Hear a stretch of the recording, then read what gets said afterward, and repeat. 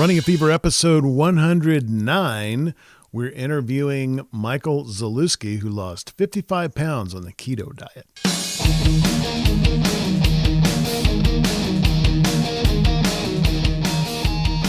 Mike, I noticed, I asked you about your weight because I noticed that you look so different. And, I found out you've been on a plan to do this for a while. How much weight have you lost? Altogether, about 55 pounds. That is amazing. And how long did it take? Let's see. I started at the very end of June of this year and was really going hardcore and reached 55 pounds by September 28th. Wow. So it was about a 3 month. Yeah, that's a deal. Lot to lose in a short period of time. It is. It's more than I think is healthy to lose. Yeah. I was in a weight loss competition.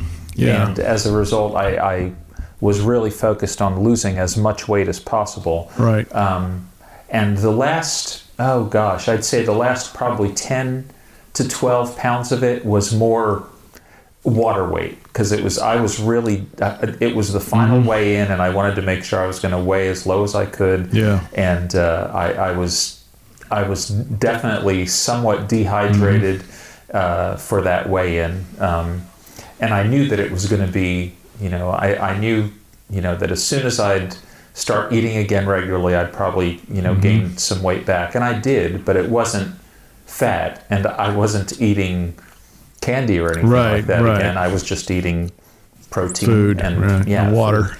Yeah. Listeners will be that'll sound very familiar because that's part of my story too. And I understand that at least during the first part of this, you did this on the keto diet. I did.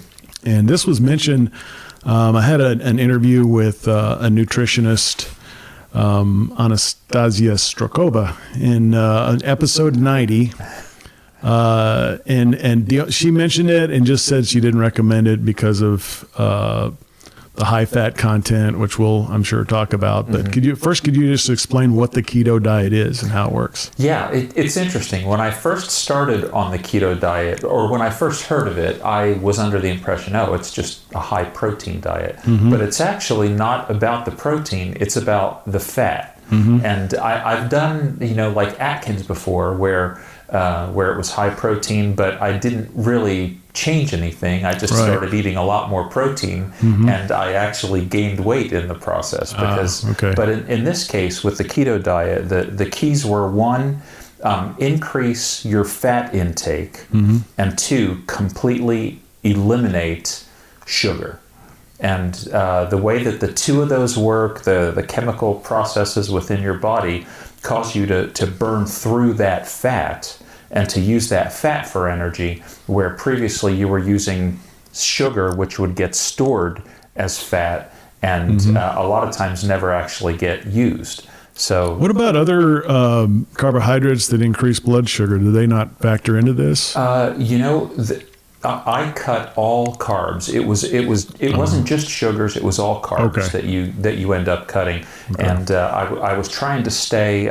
Everybody has a different threshold for how many carbs you can eat and still stay in keto.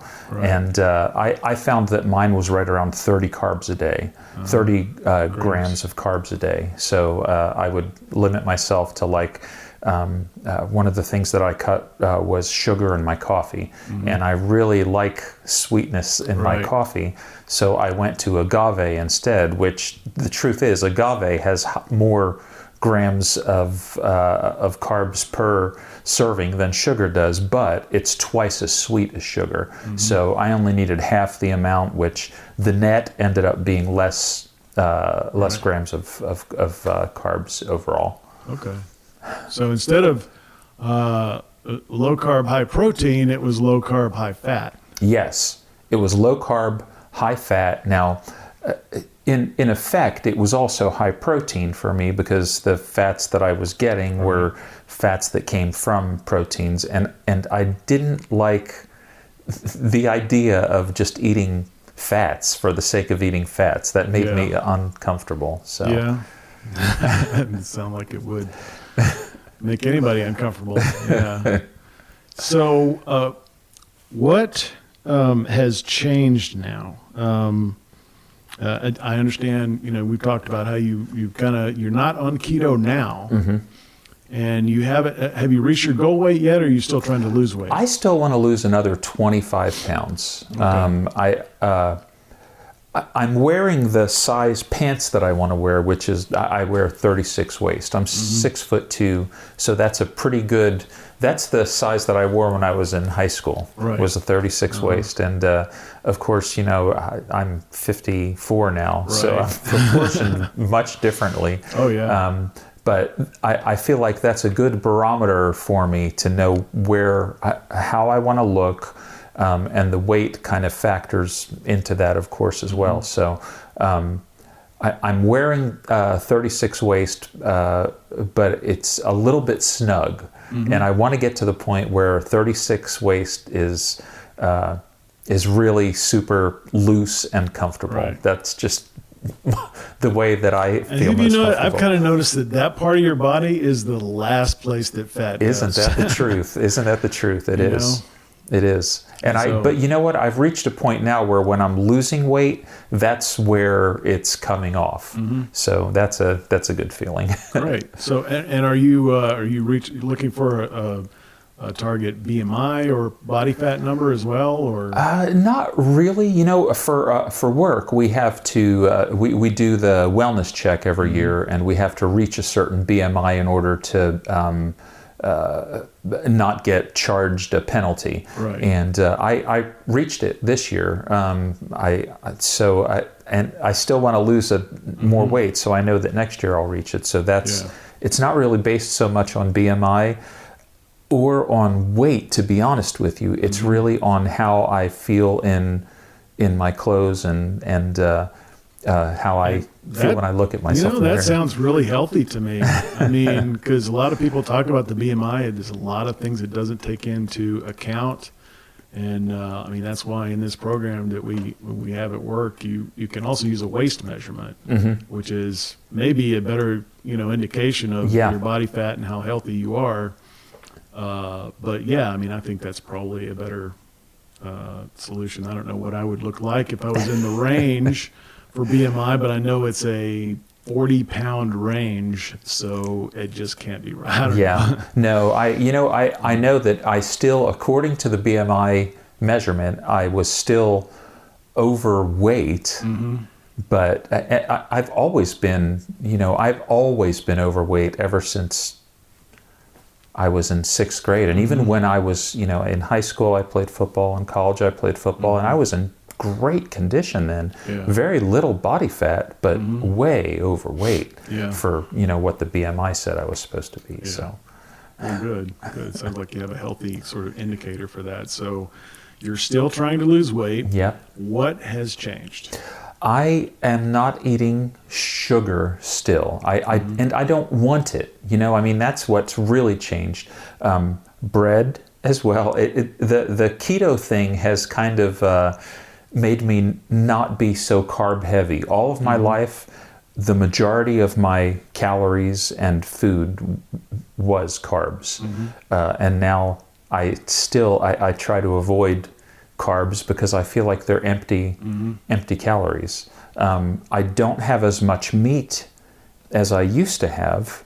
Now my proteins are very, very lean. That's what's changed from keto to what I'm doing now. Now I'm doing very lean protein. I am having some carbs, but they're whole grains. So higher glycemic index. I guess that's right. And so that's kind of what one of the things I'm trying to change about my diet too.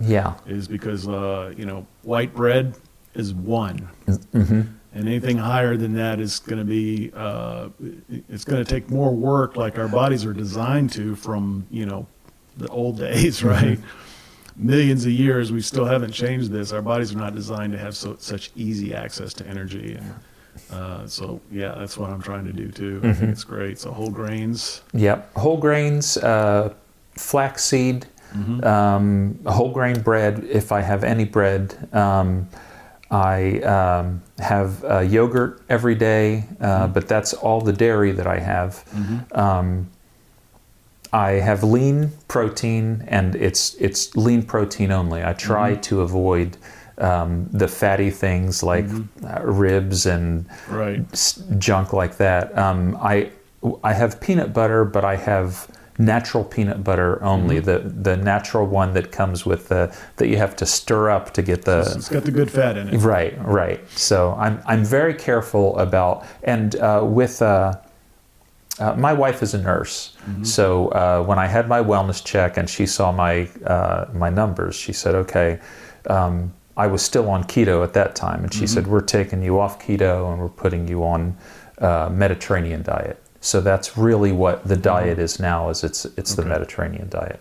Now it sounds like you really kind of like this diet. Is this something that what about the maintenance? How once you reach that ideal, waist size which you're shooting for, what happens after that? It's funny. With this this time as I've lost weight, and I've lost weight at other times in my life, doing Weight Watchers or doing a diet. But this has been more of a lifestyle change for me. Okay, so you've already changed. Already kind of made that change. Yeah. I'm not going. I've always been a heavier person, so I'm very careful to say I'm never going to gain weight again, because I know it's kind of like being an alcoholic. Once you are an alcoholic, you're always an alcoholic, and you look at alcohol differently. Well, my addiction is food, and I have to. I make a very conscious effort to avoid certain things. Little Debbie Swiss cake rolls, for instance, those have been my nemesis forever.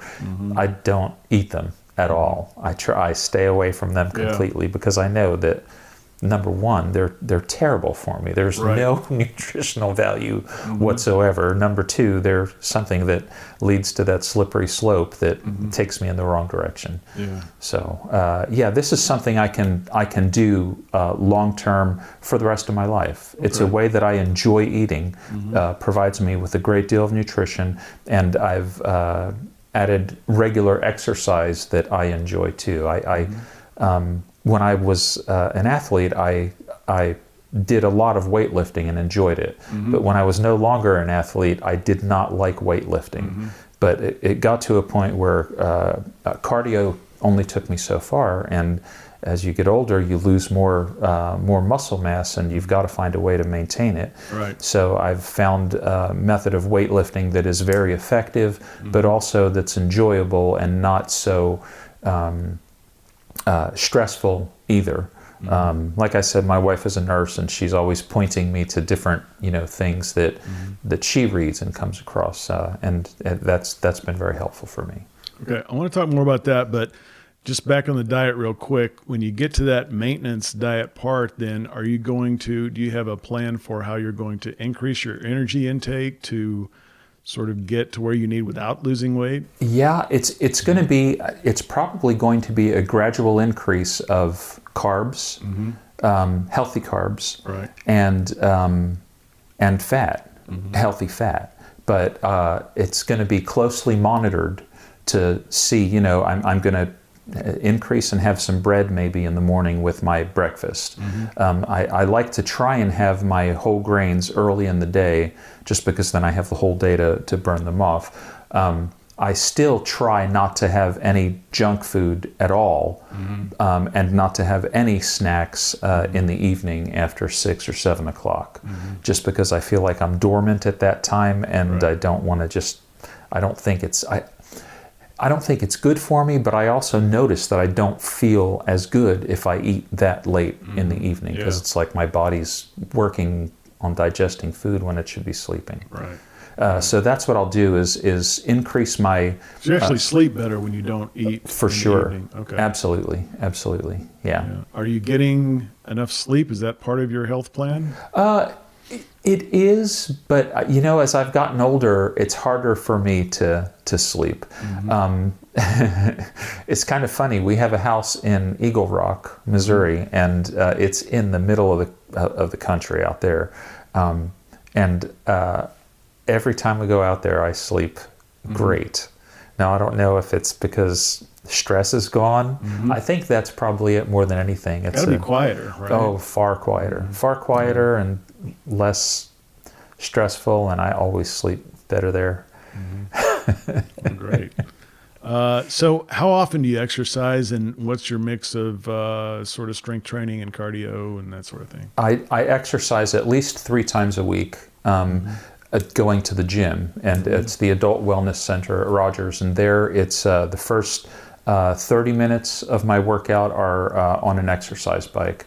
I used to run, but I don't anymore because I have knee trouble, and I noticed that when I love to run, and I miss it tremendously because I did get that runner's high when I would run, but it does too much harm to my knees, and the long-term view is that I'm better off preserving my knees so that I'll be able to walk when I'm an old man. So the first 30 minutes are spent doing cardio on the exercise bike.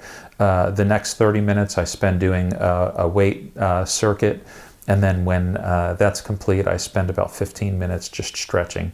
So it's about an hour and 15 minutes, 3 times a week, usually Monday, Wednesday, Friday. And in between that, if the weather's nice enough outside, I'll go for a walk, usually about a 30 to 40 minute walk. Okay. And have you noticed your strength increasing over time? Oh, definitely. Yeah. Especially with the weight training, it has increased quite a bit.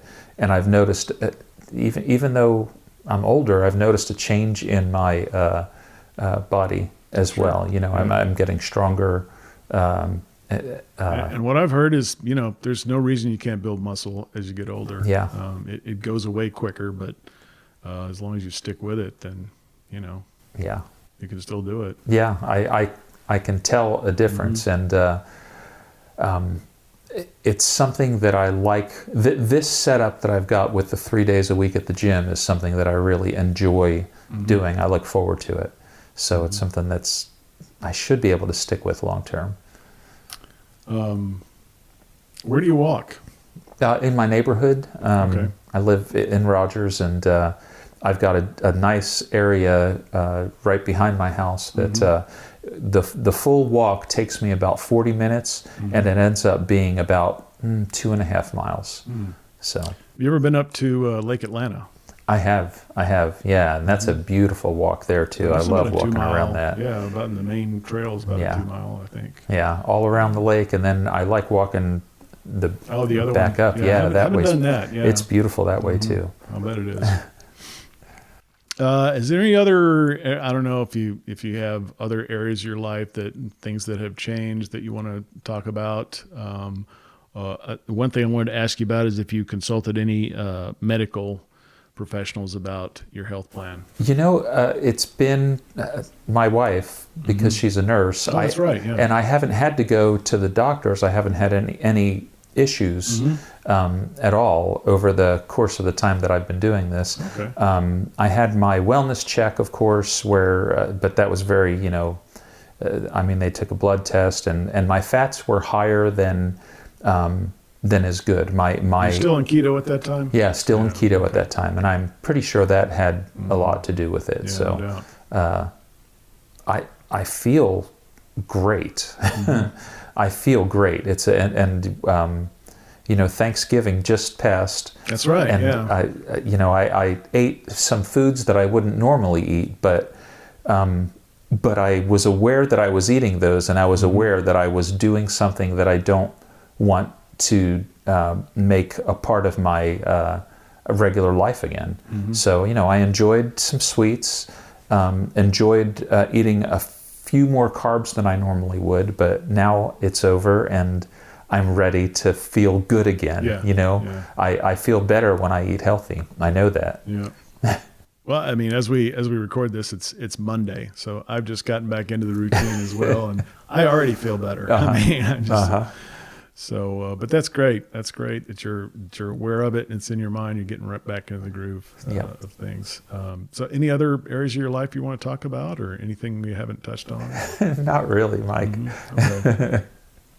All right. Well, thanks a lot. Thank you. Really appreciate your sharing this with all the listeners. I'm happy to do it. Thanks a lot. Well, I hope you enjoyed our interview with Michael. That was very interesting. I hope you learned a lot from that. keep the fever. Until next time, I will see you then.